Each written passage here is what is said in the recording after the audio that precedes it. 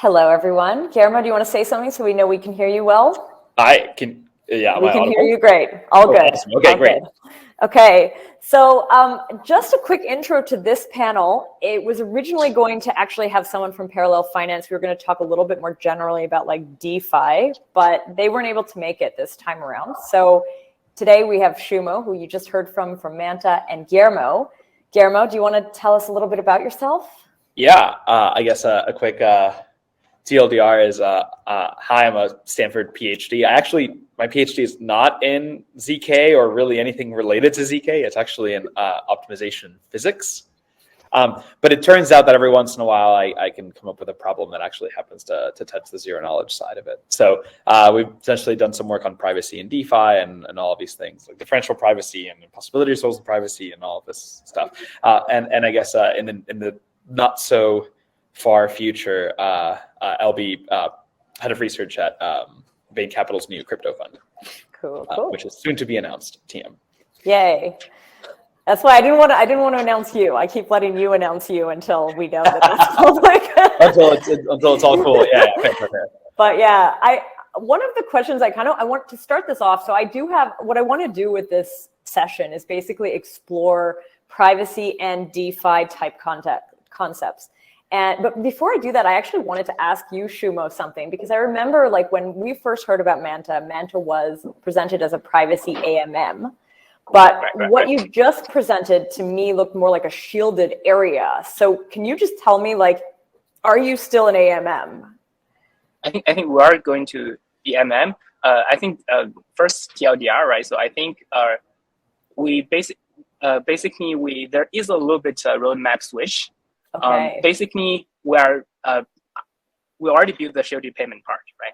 The next thing we're going to build is actually like a fully EVM compatible programming layer for the private asset, and then the AMM will just be one of the many contracts. We can deploy contract. You can deploy the contract. So this is a I think we will have announcement.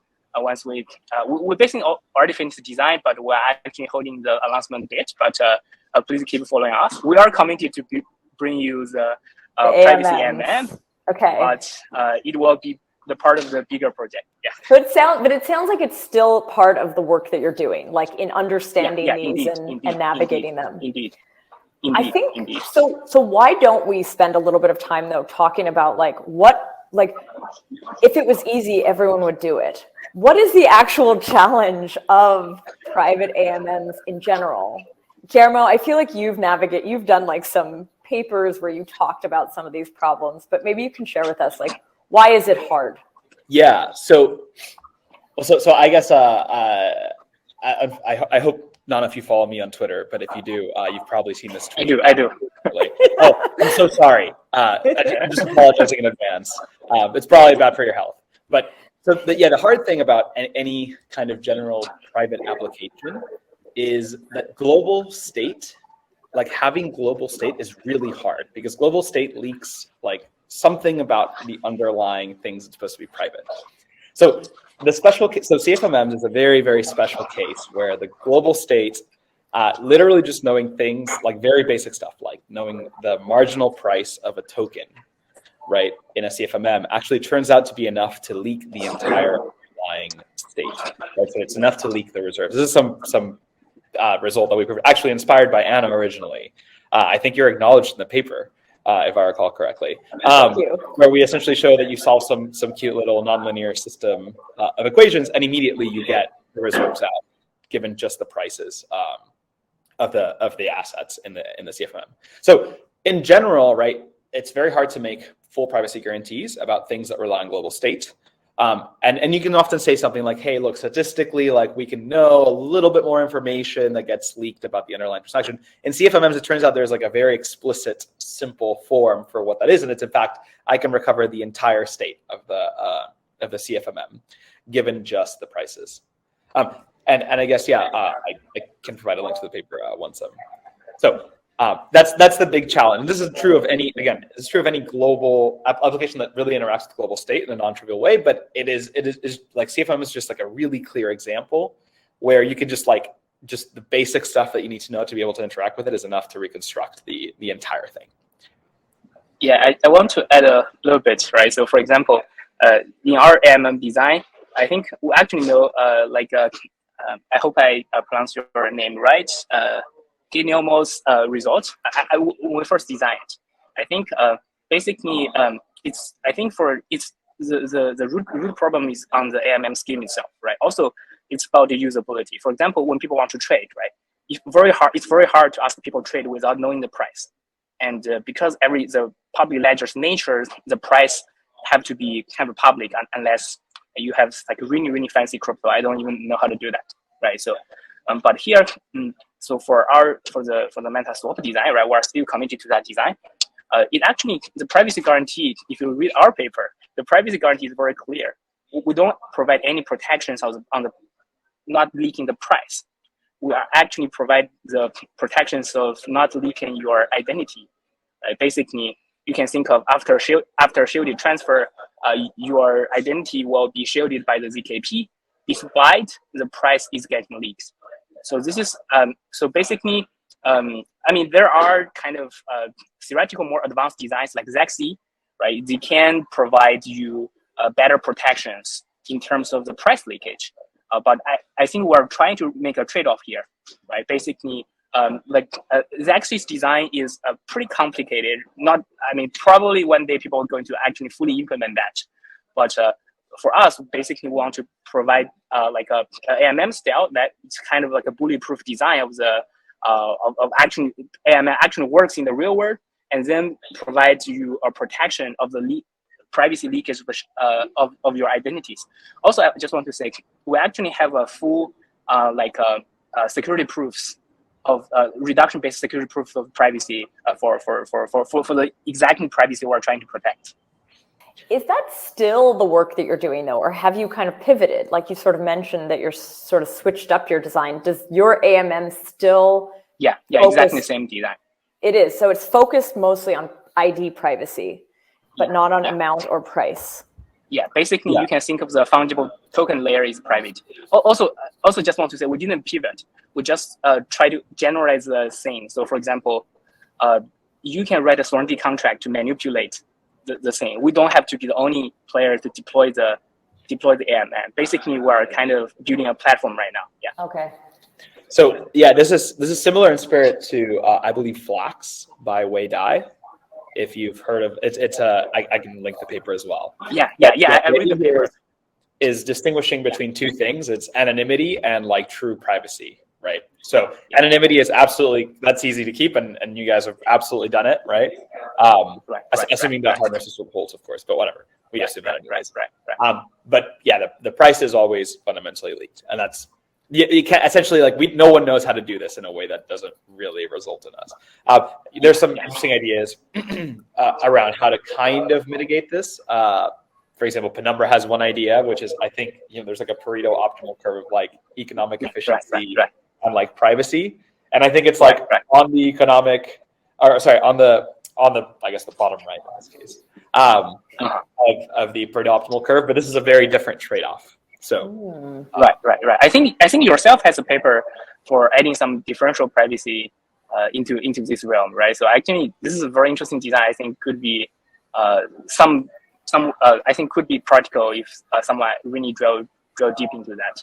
Yeah. So just to the audience who don't know differential privacy a little bit, right? So differential privacy is kind of like a not as good as ZK privacy guarantee. It's kind of like hand waving thing, right? You define two parameters, is not delta, right? so basically you can control the leakage, but you don't have a good picture of what is adversarial models of the privacy. Like you don't have assumptions of adversarial powers. Instead, you give this kind of like a little bit more hand waving, but still good privacy guarantee. Yeah.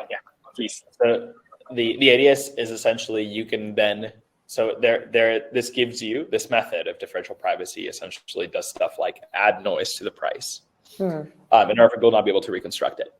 So it gives you some nice guarantees, right? So like you said, it gives us some slight model-free guarantees, although the constants are really terrible. And so it's not particularly practical. But the big thing is that it gives the user a way, essentially a sliding scale, So you can choose to be you could be completely anonymous, but not private at all, right? In the sense of like, you just leak the exact amounts, but you're really economically efficient, right? Because your price is exactly what the CFMM says. You do the trade, it works great. On the other hand, you could have a sliding scale that goes all the way up that says, I'm willing to pay a lot of money to preserve my underlying trade privacy. Right, and so that's kind of the way of thinking about it. It's differential privacy is kind of this method where you're trading off two costs, one of which is economic costs to you, and these aren't always bad; they're just on average worse, versus kind of how much privacy you actually want to have, right, in the underlying asset. So. The problem is it's very complicated. It's very weird to reason about B, and the constants are terrible. So that is at best a weird paper to read and be like, huh, that's interesting. I guess we could do that, but don't take it too seriously. You might end up in a bad place. I also want to add a little bit. I was doing some differential privacy research. I think one thing is that the privacy guarantee is not very composable. Right? So, for example, if you have two things, then the two leakage together will constitute a bigger leakage, and it's still active research how to control that. So basically my take is that you should add DP on the primitives like Manta so that you have fundamental layers privacy guaranteed. Then adding differential privacy may works better than you just use DP first, right? I think this is quite interesting. Yeah. You just said if you add two things, but what do you mean by that? What would that look like? So for example, you have action 1, whose privacy guarantee is in differential privacy, and the privacy and the action 2, your privacy guarantee is also differential privacy. Then by adding this, because the action 1 you have some deep privacy leakage, action 2 you have some privacy leakage. This thing combined. So sometimes it combined linearly, and sometimes it actually combined as a multiplier, so that it's really, really hard, because then the leakage will go on, then you may find that you are very quickly in the situation that the leakage is too big, that it becomes like a serious threat to your privacy. Yeah, so this is sorry to drag you deep into kind of academic privacy discussion rabbit hole, but that's that's a spirit. Yeah. Can I go back to this sort of like the type of things that get leaked, and in the differential privacy option, is that actually hiding amount and price and ID, or is it which parts? So we had talked about these 3 different pieces of an AMM that you could make private: ID, price, amount. What does it hide? So I guess the big thing to remember is that price gives you amount. Okay, right? So they're kind of the same thing. Yeah, exactly. So they're equivalent in a lot of ways. Okay. And in fact, hiding, in some sense, in some statistical sense, hiding one hides the other. And that's the result here. Hiding one hides the other. That's right. Okay, but so, leaking one does not leak the other. Leaking one also leaks the other. They're equivalent. Okay. Right? Like in the sense of like you can use either to reconstruct the other. Okay, so you have to hide all of it. Essentially, yeah. Okay. Right. So usually people don't need the quantities to trade; they need the prices. Right. So you usually reason about prices as opposed to these specific quantities. But at the end of the day, the user pays out the quantities, right? So like the user has to be like, I'm putting 0.3 ETH, right? So that is where the key comes in, and so that could be if the market says actually here. I'm going to say that the price is 0.3 ETH, but I added a little bit of noise. Actually, in reality, it's actually 2.7. Or sorry, 0.27, 0.3. That would be very bad if it was 2.7. Then you can say something like, oh, like we're not as economically efficient, or in that case, you came out on top, but in expectation, it's actually worse. So does that make sense? Essentially, they're both equivalent notions. That result essentially just says that you can, by knowing the prices, that's enough to reconstruct the amounts, and vice versa is obvious, because like obviously knowing the amounts that you have gives you the price slippage. And now, right. I sort of almost, I'm realizing I'm doing this panel kind of backwards, but now I want to go into like, why do we want to hide either of them? This is like where you're supposed to start this conversation, but we did it the other way. So we got there. Why would you want like hiding amount / price, hiding price, or hiding ID? What you like, maybe color, like give us a little bit of a sense for like why you do that. So maybe let's start with ID. Why do you hide ID? Shumo's the expert on that. So yeah, Shumo, go for it. Why do you need an AMM that hides ID but doesn't hide price? Well, I think the identity is one of the fundamental kind of a human's digital sovereignty, right? So for example, like everything else, for example, you probably don't want your transaction history leaked after the blockchain for everyone. So also recently we talked to a lot of folks in DAO folks, right? I think one of the problems we're trying to help them to solve is that the payroll of DAO. Right? Payroll of DAOs. It's kind of like a payroll information is very sensitive, right? Yeah. So if you think DAO is going to be a future, then we need to solve this on-chain privacy problem. I think there's just like a lot of potential usage of privacy, and that's actually a core need. But I kind of agree with you, Anna. Doesn't everything? I mean, we're kind of thinking the future is a hybrid model. You should control which part you want to be private or not, depending on your purpose and need. But absolutely not everything have to be privacy. In the specific context of AMM, I'm actually curious and I want to ask Guillermo a question. One thing I'm curious, if you have a fully private AMM, right, then you don't have the price and quantity being leaked.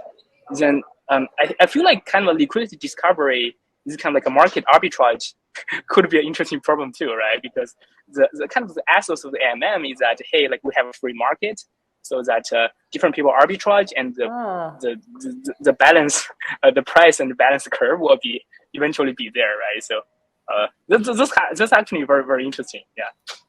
So yeah. So I guess I'm going to start with Anna's question, I guess, and then I'll move on to the second part, which Shumo asked. So but I'm going to do, why would you want to hide the prices in the trade, right? That's the next natural question, because identity is obviously extremely important, right? And honestly, like in a lot of ways, it's almost the most important. So here's one easy answer is I am jump trading, and I am trading shitcoin arbitrarily, and I'm putting a bunch of money into like random stuff. I do not want people. Here's the thing that I definitely don't want is people reconstructing my strategy. So now, if they don't have your ID, how do they know it's you? Right. But how would you know? Let's say you are on average buying a bunch of tokens, right? And slowly but surely the price is going up, and there just seems to be this consistent stream of purchasing, right? Statistically, right? Like, sure, it could be the fact that like everyone decided to buy like whatever dog token number 365, right? But it could also be the fact that maybe there's one person slowly but surely purchasing this token, right, and trying to get a good price on it. So I could front run you, right, and then push the price up.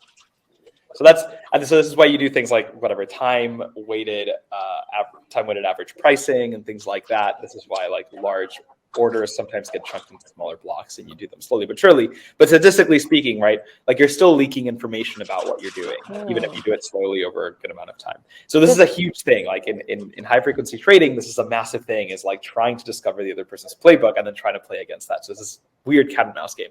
Here's one perfectly reasonable way to get rid of that is I actually have no idea what the hell you just traded, and I have no idea how much of it was. And not only do I not know that, I also don't know who you are. So good luck, right? Yeah, thanks. I want to add a little bit. Yeah, go ahead. Please. Yeah, I think anti-front running and MEV protection is actually a harder problem than privacy. I actually did a little bit of practical research, right? So for example, let's say even your everything is perfectly private, but as long as this is a permissionless system, some people can do like a price probing actions, and so actually like I had some discussion with some MIT folks about how do you really design like a fully like front running resilient like a systems. Seems really, really hard. You probably need something like a VDF. Basically, you should delay. You should delay disclosure whether this trade is successful or not. Then you kind of have some hope for like a full like front running discussion, because we were thinking, hey, like can a fully like private DEX be anti-front running? And unfortunately, at least theoretically, the answer is kind of no, because because the root is because it's a permissionless system, and everyone can trade and try to probe the price. Then there might still have chance to front run. Yeah, that's That's kind But of like accidentally front running, like you just keep for example, pinging yeah, exactly. If you keep pinging, you just have some like a higher confidence that you have some front running opportunity. Just execute the let's say if you are a validator, right? So you just keep probing, right? Despite you don't know the exact price, then you can still find some like a front running opportunities for very like a complicated strategy for front running. Yeah, it's actually a very hard problem in general. Yeah. So unfortunately, I'll give you the kicker on the VDF is that it probably doesn't work because you can often grind through possibilities. Right. So actually, it turns out it's even harder than like we ever think. It's actually kind of bonkers how difficult like MEV protection is, and there's also a question of whether we even want that or like what it means. So, but Ember has actually an interesting solution for this. Sorry, Henry, if you're in the audience. Does also osmosis, like this idea of threshold decryption? Maybe? Yeah, I think osmosis might do something similar, although unfortunately. Were you about to say threshold decryption? That's right. So the idea is actually what you do is at every block you just aggregate everyone's trades, and then afterwards decrypt them and then put them through the DEX, right? Yeah, I think they both have that. In some sense, now you don't get screwed because everyone gets the same price. But here's the deal: now arbitrage and direct trading is weird, right? Because now you don't know the price you're going to trade at up to a slippage threshold. Ooh. But B, you also don't perform the trade until the block is like fully minted, right? Like you're not guaranteed that thing is like done until like 50 seconds from now, and then you don't know what price you're going to execute at. So, but it's weird. But essentially, now you've done this thing where I can't front run you. The notion doesn't even make sense anymore, right? I can like do statistical things where I'm guessing that you're going to continue buying. And then you could do it across a bunch of blocks, but it's like there's no notion of like pure like flashbot style front running, which is kind of crazy. I want to just check in, Shumo. You had this other question, the second question before. Did we actually answer that in what you just said, or was that something else? And I tried to write it down, but I missed it. Do you remember what it was? I can repeat the question. The question is, if you have a truly private like a change scheme, right? How about arbitrage and liquidity discover? We kind of makes the price kind of in the free market and in the equilibrium of the supply and demand, this kind of thing. Yeah. But is this assuming we're not talking about the MEV threshold decryption? We're talking about just pure private AMM or CFMM. Yeah. Okay. Yeah. So in that case, again, the answer is the same, right? Any cost that's going to come to the user, it's going to get offloaded to the people who are doing arbitrage, or the people who are like maintaining prices to be approximately equal. So if you're eating the cost, someone else is also eating the cost. Sorry. So in some sense, they're also less economically efficient. And economic efficiency here is a very general, mostly ill-defined term. If you ask anyone and their moms, they're going to tell you something different. But the point is, so like someone eats the cost of the unfortunate thing that like now you don't have an exact price, right? You have some price within some like weird like epsilon ball, which gives you the privacy amount or something like that. So sometimes you end up better, but in exploitation you probably end up worse because you just have less information about what the underlying object is you're interacting with. So that's my intuition, but thanks for answering the question. Yeah. I mean, it's intuitive too. I haven't written down like theorem 3.26 that says, in fact, here is but you see next it with paper. That's right. Yeah, next paper. There we go. That'll be a fun one. But you might be an author if you're not careful. Oh no. That's right. So better freshen up your math skills. Oh yeah, right. I'm just the moderator, man. All right. All right. So I think we actually are at the end of the time frame we had allocated for this. We even maybe went over. I want to say a big thank you to both of you to come on, and it's great because I wasn't sure when one of our panelists dropped off if we could pull off the privacy DeFi DEX, and we did. And I'm very, very happy that you are both here to explore this with us. For sure. Thank you for having us, and thank you, Shumo.